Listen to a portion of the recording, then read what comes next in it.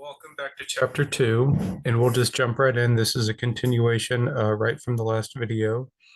I just wanted to hopefully kind of, I don't know if we'd say editing, I don't really edit this, but uh, I just want to do a quick recap. I realized it doesn't matter, but on the last video, literally the Y got cut off. I just wanted a quick recap on the multivariable function. Yeah, so we won't do multivariable functions. We're just going to quick say really quick the conclusion there that y, the dependent variable, it could be dependent on two or more x values, the inputs, the independent variables. But I was just lecturing on that the last video, and the literally I think the y was cut off, which was a mistake. It just kind of got resized out of there. So hopefully that doesn't happen too much. We see the y. Okay, so we did the example. The last video ended right with this little multivariable function example. Okay, so moving right along here, yeah, we want to kind of see if we can center this a little bit. So we're doing the math review. We're going to just briefly define and discuss derivatives and the rate of change. So let's go ahead and say it. We want to define the derivative. Yeah, the derivative is the rate of change. Yeah. So the derivative is the rate of change. That's what it is of a function. You have a function. If you take the derivative of it, yeah, the derivative is the slope of the function, is the rate of change, the instantaneous rate of change at any moment in time. We are not talking about an average rate of change. So we do have an instantaneous at any moment in time rate of change, and the derivative is that instantaneous rate of change. Uh, I know that it's always kind of like this where I repeat myself a lot, but it is a little bit unusual. So some of us who did very, very, very well, we did well in calculus one. We go through calculus very well, and a lot of people still don't even really know what a derivative is. Yeah. But the derivative, yeah, you have a function, you take the derivative. The derivative is the slope of the function. It is. It is the slope of the function at any x value, or the instantaneous rate of change at any time period. Yeah. But we are straight up saying that the derivative, yeah, is the slope and it is the rate of change. The slope of the function and the rate of change are the exact same thing. So the derivative is the slope is the rate of change. We say it 100 times, and it just kind of happens where it takes a long time for it to really click with us.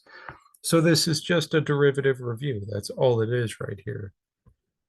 I've just kind of written down three notations of the same thing.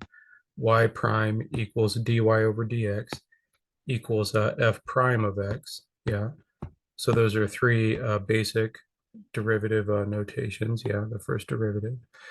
Now, just to say it, for this class, we do not need limits.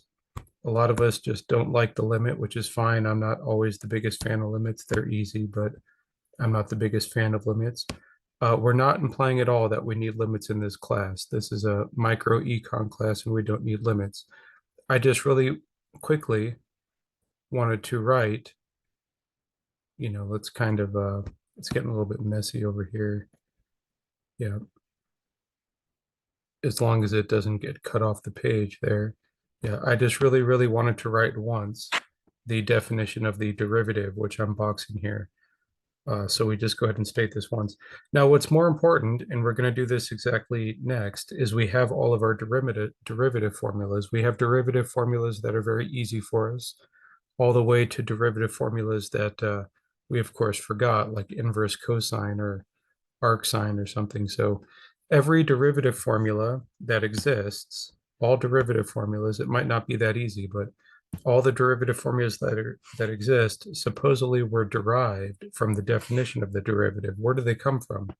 They come from the definition of the derivative that we drilled in calculus one. Also, we'll move past this. We'll get past this right now.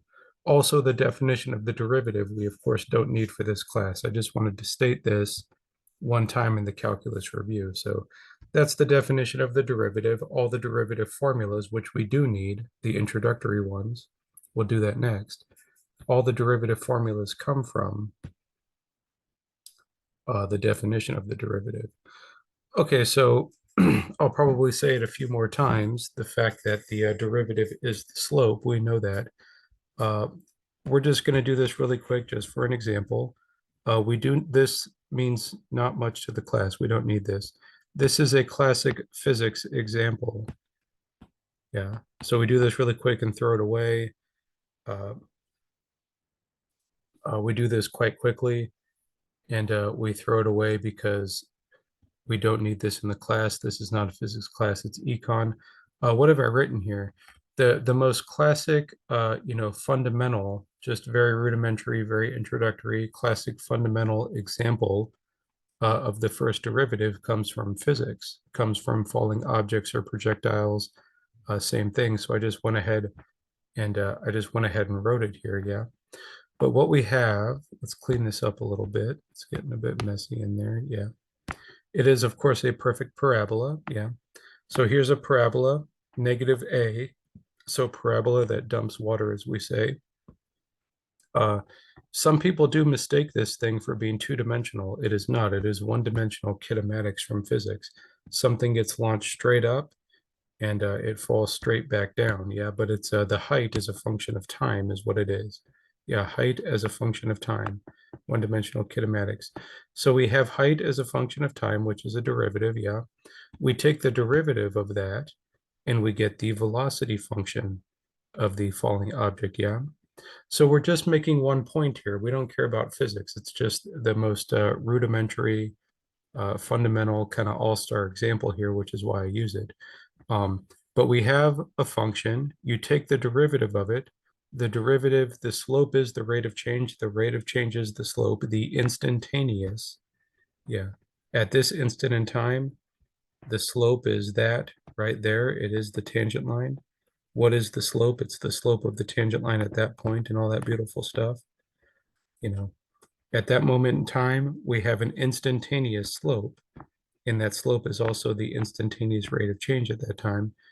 You take the derivative of the function, and we have a function, the y value. We want to make this point.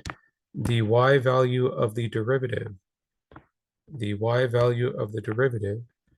is the slope of the original function. Remember, people look at a slope and they don't understand. A straight line, a y equals mx plus b. Yeah, a straight line, a slope is m. We still have a slope. So the slope of the original function is going to be the y value of the derivative. That's what that is.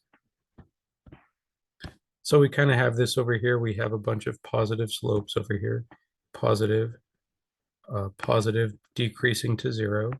So the y value is decreasing until we get to 0. What is at the maximum, this will be very important in the class. At the maximum, what is the slope? At the maximum, the slope is obviously 0 at the maximum of the parabola. And as we see, the y value is going to be 0, yeah.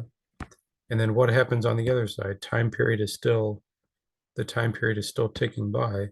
On the other side, the slopes become negative. We're going downhill, negative slopes, and all of our y values are negative. So we shouldn't spend so much time on such an easy point. And if we exaggerate like I am, it actually kind of makes it a little bit more difficult here. Yes. But if we just say the one thing, yeah, you have a function, take the derivative. The y value of the derivative is the slope of the original function. The derivative, of course, is the rate of change in the slope of the original function. So yeah, we have it kind of there. It's just so confusing. It's very easy once we understand it. But somebody lectures on it, somebody says it in words 100 times, we still don't understand. But that's kind of my attempt at having us understand it right there. Okay, so I just made a note here. It's kind of off subject. It's actually not. The note is on subject, and the whole physics example was off subject. So we should say that we're now back to subject, yeah. But I just wanted to make this note here. We're talking about the fundamentals, the easy pieces.